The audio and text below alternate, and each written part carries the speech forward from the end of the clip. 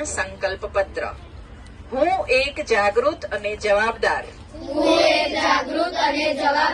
નાગરિક તરીકે સંકલ્પ લઉં છું કે સ્વચ્છતા જાળવવી, વૃક્ષોનો ઉછેર કરવો, કુદરતી સંસાધનોનો વિવેકપૂર્વક ઉપયોગ કરવો અને પ્રદૂષણ અટકાવવું વગેરે જેવા પ્રકૃતિના સંરક્ષણ અને સંવર્ધનના જે કાર્યો છે તે તમામમાં હું પૂરી સભાનતાથી પૂર્ણ સહયોગ આપીશ અને સમગ્ર સૃષ્ટિને